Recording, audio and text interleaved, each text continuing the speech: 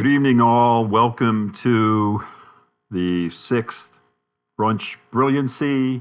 And tonight it's Holy Ravioli. We're going to Vatican City. Vatican City, where we have, that's right, Holy Ravioli. Yeah, the challenge I had tonight was I was playing a friend of mine that I've been playing for years, and his name was Alessandro. And Alessandro is a young guy. He goes by Yama on the internet, but he's from Vatican City. Yeah, real deal. And you know, most of the people in Vatican City are Catholic. I think it's close to 100%, if I'm not mistaken. But you know, this is what I bring you now. I bring you little stops all around the world with a little cuisine, a little travel,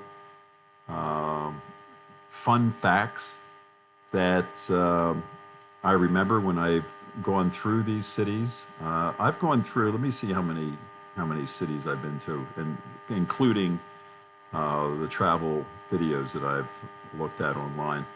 I'd say close to 30 countries I've been to. So. But this is the Vatican. This is special for me because it's, you know, to play somebody in the Vatican, you feel like you have a closer connection to the supernatural.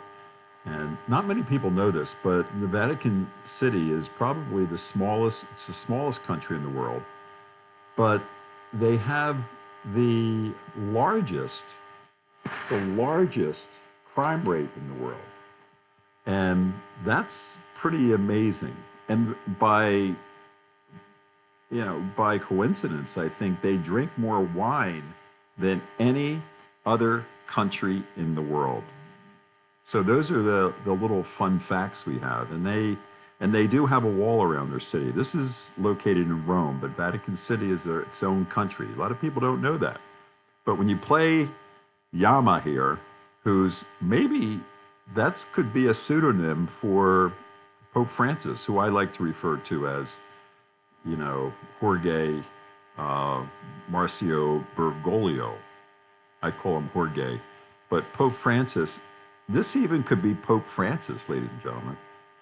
So what I'm saying is that he likes to refer to himself as Alessandro, but I'm not sure. It could be, it just could be a pseudonym, and he could be Pope Francis. But not many people know this, but they also have their own baseball team, or I'm sorry, football team.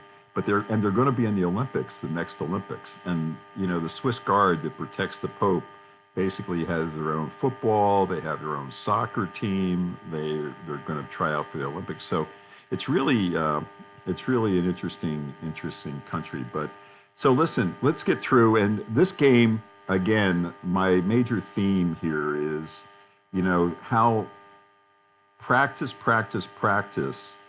makes intuition come to life in these games, where you just look at the board and you know what to do. It's almost like, you know, a lot of people have come up to me on the street and they'll say, how did you get so proficient in the game? And some things, you see things other people don't see. So what I tell them is this: it's like, how can I explain the moves on the board? How can I explain? Well, I'm getting a little long-winded here, but the other beauty of this is that there's no edits in this. So, but what I tell them, you know, would you talk to the world fastest runner? What was his name? Usain Bolt. Would you talk to him and ask him to explain how he's the best in the world? No, you wouldn't do that. Absolutely not. So, but let me just show you before we get started here, one of the best dishes I've had when I was in Rome. And I was sitting, I'll never forget it. I was in the square there where the Pope addresses, and I was sitting there, and they had these vendors. They have ravioli, they sell ravioli, and you can get, as I've found in other countries, when you have a little bit of dough, you can put anything you want in that dough and deep fry it, and it'll just taste like you're in another world. So it's really amazing to go to these countries. But let's just go through this game, And this guy is very strong. Alessandro, um, I think he had a son called Francesco. And when I was there, Francesco, that's right, he introduced me to his son. And I said to his son, I always like to do this when I'm in another country. I said to his son, I said, well, tell me a joke, you know? And, uh, and he says, well, how do they make holy water? And I said, well, I don't know. And he goes, they boil the hell out of it. Oh my gosh, Francesco, what a hoot he was. Okay, so let's get started with the game.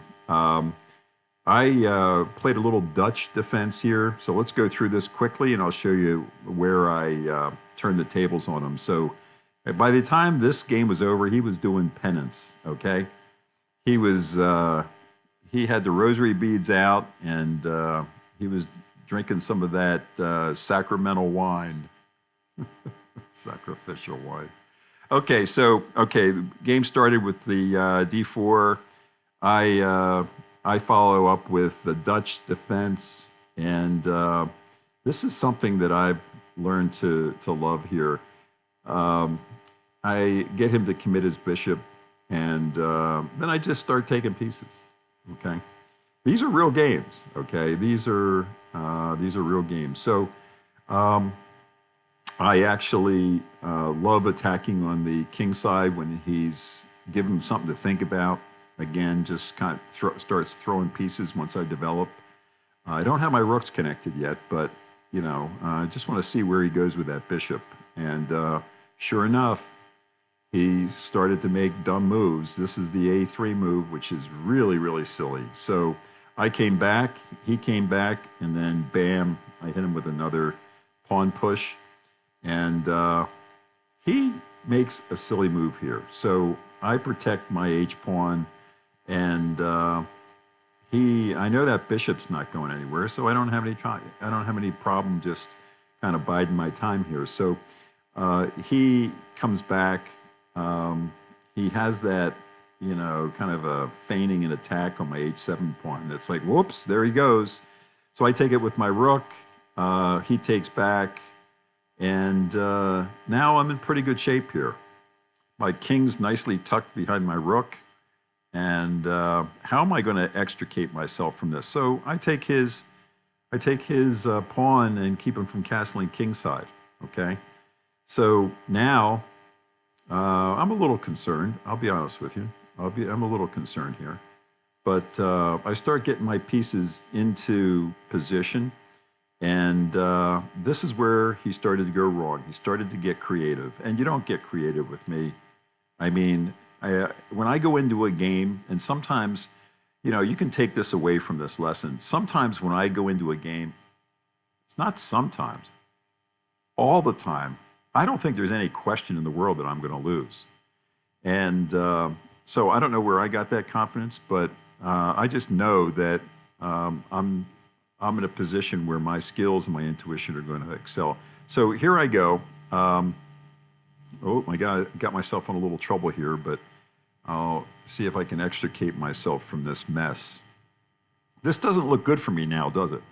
I mean, if you're looking at the game, you're saying, oh, what am I going to do? What's top man going to do? Okay, but this is how I get out of the mess I'm in.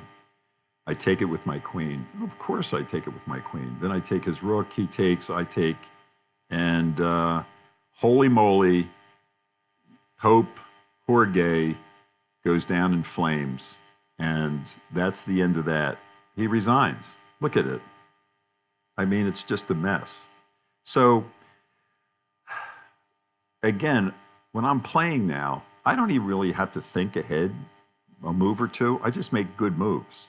And that seems to get me through this. So, look, we're putting this up on YouTube now. I'm linking it to Twitter and see if I can get my followers up to subscribers. I'm trying to hit that 4 milestone so we can start printing those T-shirts. But that's the game. I love being in Italy. I did mention that the countries that I've gone to, most all of those countries I've seen on the Travel Channel. I feel like I've been there, and but I really haven't ventured too far out of the country. I think I went to England once, but I feel like a kinship to some of these countries that I've kind of studied and understand their history and culture, and I love their cuisine too, and I don't hesitate to look for opportunities to make some of the fabulous dishes that are indigenous to these countries. So, okay, so I think we've learned a lot in this game. And again, tell your friends, hit the subscribe button, and see if you can donate. My donate button, I think, is on the fritz because I haven't gotten many donations yet. So, but I still love it when people come up to me on the street and they recognize me and they want to have a selfie. So, but keep it up. And this Brunch Brilliancy is brought to you legitimately by somebody in the Vatican. I think it's the Pope, but he goes by the name of Alessandro. So that's about it for this evening. So I'll talk to you soon, and keep those donations flowing. Hasta mañana, as they say in Italy.